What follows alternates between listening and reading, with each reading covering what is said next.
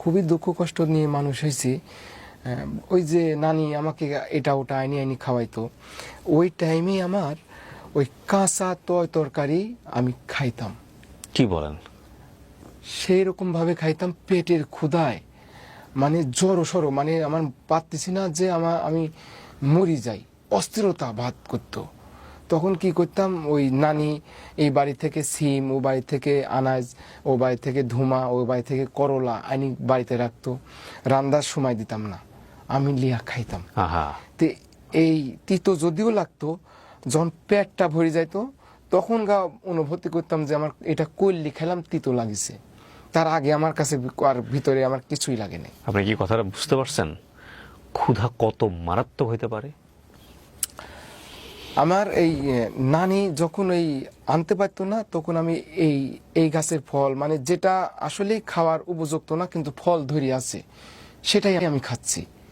আমি খাই, আমার আগে মেইন কথা হচ্ছে আমার পেটের ক্ষুধা আগে মিটাতে, এটাই হচ্ছে কথা। আমার এই যে কাঁচা, এই যে যেটা কোটা বললেন না, বাটুল, আমাদের গ্রামে আর কি বাটুল বলে, এই বাটুলটা আসলে খুব সুস্বাদু। আমাকে যদি এখন দেয়া যায় 1 কেজি মতো, আমি এখন ওই গাছের কথা এখন মনে পড়তেছে। রোজা ছিলাম সারা দিন। কেউ তো খায় না এগুলা। না, কেউ খায় না। গরু ছাগলে খায় এগুলা, গরু ছাগলও খায় না। গরু ছাগল খায় না, গরু ছাগল। আপনি খাইতেন এগুলা ছোটবেলায়? আমি ছোটবেলা সেইভাবে, এটা অনেকেই জানতো না, আমি এটা সেইভাবে খাইতাম। খায়া আমি একদম একবারে সর্দি হয়ে গেলাম। সর্দি বলতে? সর্দি বলতে যে আমার কাছে একদম ইজি হয়ে গেল। মানে ধুমা কন, কৈল্লি কন, কচু কন, এমনকি কচুও খাইছি আমি। ওই যে যেটা বড় ফ্যান কচু বলে অনেকে, আমাদের ওইদিকে মান কচু বলে। আমি লাস্টে মান কচু খাইছি। মান কচু খায়া, মান কচুটা খাই, এই শাকসবজির ভিতরে আমার এই খাদ্য নালীটা আর কি প্রায় 15 দিন আমি ভাত খাইতে পারি না। ওই আপনার হচ্ছে সব জায়গায় জিম দিয়ে গেছে, সম্পূর্ণ ছিলে গেছে, ভিতরে ঘা হয়ে গেছে। ভিতরে ঘা হয়ে যাওয়ার পরে আমি খাইতে পারিনি। পরবর্তীতে আমাকে ওই ডাক্তারে বলল যে তোমার হচ্ছে নরম যাও, একবারে পানি পানি ফ্যান, সোজা কথা চামচ দিয়ে দিলে যেন গলা দিয়ে কোনো রকম জানটা যেন একটু বাঁচে, এরকম করে তোমার 15 দিন চলতে হবে। তখন আমি আর কি ওই কচুটাতেই আমার একটু এফেক্ট করছে। তাহার যত আমি কাঁচা তরকারি খাইছি, আমার কোনোটাতেই আমার মুখের স্বাদ কাড়িয়ে নিতে পারে নাই।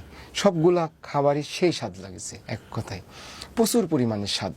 আমি যখন চাকরি ছেড়ে বাড়িতে চলে গেলাম, তো বাড়িতে চলে যাওয়ার পরে তো আমার একটা কাজ করতো যে আমি, সবাই নাচ করে, গান করে, বিভিন্ন মডেলিং করে, তো আমার তো সব থাকলে আসলে আমি যে ফ্যামিলির একটা ছেলে, আমাকে ওসবে মানাবে না।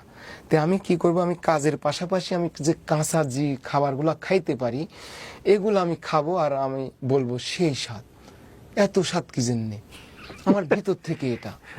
তো আসলে কি এটা রান্না করার পর স্বাদ লাগবে, যেটা তিতো জিনিস সেটা তিতো ফ্লেভারে স্বাদ লাগবে, কিন্তু আমার কাছে এ টু জেড সব স্বাদ লাগে। এইরকম একটা প্লেন আমার ভিতরে আসলো। তো এটা টিকটকে করতাম। তো টিকটক করতে লাগে আমার ওই খালার বাড়িতে একটা স্টুডিও, অনেক স্টুডিও নামে একটা দাদা, সেই দাদা আমাকে বলে যে আচ্ছা মনির, তুমি তো এগুলা সবই তুমি খাইতে পারো, বা টিকটক যেহেতু করতেছো, এগুলাই তুমি হচ্ছে একটা পেজ করো, একটা ইউটিউব করো, ইউটিউব পেজে, ইউটিউবে এগুলা ছাড়ো, তাহলে তোমার একটা এটার থেকে নাকি টাকা পয়সা ইনকাম করা যায়। যা খাই তাই আমার ওই মানে ভাইরাল হয়ে গেল।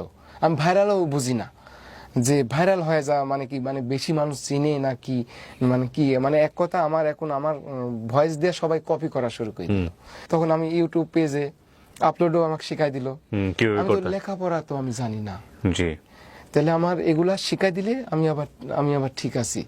তো এভাবে করতে করতে এরপরে খালারা আমার মেয়ে দেখতেছে, ছেলের বয়স হয়ে যাচ্ছে, একটা বিয়ে শাদী দিতে হবে। তো পরবর্তীতে খালার বাড়ির পাশে আর কি আমাকে একটা বিয়ের একটা পরামর্শ তাদের ভিতরে চলে। 1 মাস পরে আমার আইডিটা হ্যাক হয়ে যায়, ফেসবুক পেজ, 3.5 লাখ ফলোয়ার হয়েছিল। সে আমাকে বলছিল টিন সার্টিফিকেট তৈরি করতে 2000 টাকা লাগবে। আমি 2000 টাকা পাঠাইছিলাম। পাঠানোর পরে সে টিন সার্টিফিকেট করেছে ঠিকই তার নামে, তার নামে করি, এ টু জেড সবকিছু তার মনিটাইজেশন যে পেজটা আইছে সম্পূর্ণ তার নামে করছে। করে সে পেজটা নিয়ে নিছে। 1 মাস পরে পেজটা আর অলরেডি আর নাই, নাইতে নাই, সেও খুঁজে পাচ্ছে না। তো এখন পেজটা এখন সেও বলতেছে হ্যাক হয়ে গেছে এরকম। তখন আমি একটা ভালো একটা মানে আমি একটা মানে মৃত্যুর একটা দিকে আমি অগ্রসর হতেই আছি। আমি প্রতিটা ধাপে ধাপে মৃত্যু প্রহর গুনতেছি, তার ভিতরে আমি একটা মৃত্যুর একটা ধাপের ভিতরে চলে গেলাম। কিরকম? যে চোখ বুঝি ভাইবি দেখলাম ছোটবেলা থেকে বাপ মার আদর স্নেহ থেকে বঞ্চিত, নানি মানুষ করলো, কচু ঘেঁচু খায়, কাঁচা শাকসবজি খায়া, যেমনি হোক মানুষের বাড়িতে থাকি, গরু বাছুর চলায়, এই পর্যন্ত আইছি। এই পর্যন্ত আসা পরে যখন একটু আমি অনলাইন জগৎ নিয়ে সব জায়গায় তো আমার হয়ে গেল পরিচিত, তে এখন একটু অনলাইন জগতে আসি সারি আমার আইডিটা হ্যাক হয়ে গেল। এখন আমি মৃত্যুর প্রহর গুনতেছি। মানে আপনার মনে হচ্ছে যে বেঁচে থাকার অর্থটা কি? আমার আর বেঁচে থাকার আর ইচ্ছাটা শেষ। আমি যে ডাল ধরতেছি সেই ডালই ভেঙে যাচ্ছে। চাকরি হারালাম, সবকিছু হারালাম। মানে আমি আসলে মানুষটা আমি একাই হয়ে গেলাম। এরই ভিতরে আমার কোনো ভবিষ্যৎ নাই, কোনো ক্যাশ নাই। এক পর্যায়ে আমি গলার দড়ি দিয়ে দিলাম। আসলেই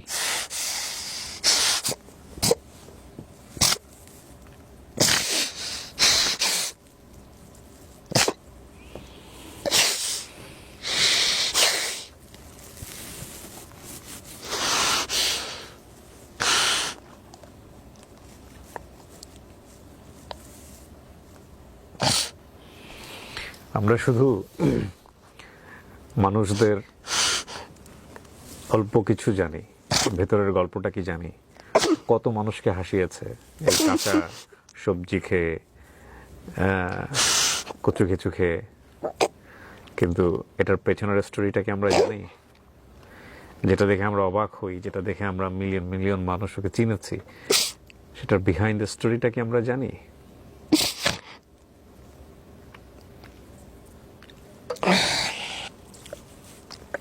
গলায় দড়ি দেওয়া পরে পানি সবাই টের পেয়ে গেছিল, আমি গলা মানে দড়িটা ছিঁড়ে গেছিল। ছিঁড়ে যায় সবাই আর কি পানি চুনি দিয়া, পরবর্তীতে স্যালাইন মেলাইন করি আমি আর কি সুস্থ হওয়ার পরে খালারা বলতে লাগলি যে এরিক বিয়ে শাদী দিয়ে আমার বাড়িতে রেখে দিই। তে এরই মধ্যে আমার আইডিটা চলে গেল। এরই মধ্যে ইউটিউবটা ফাইন আঘাতে লাগছিল। তে আমি তো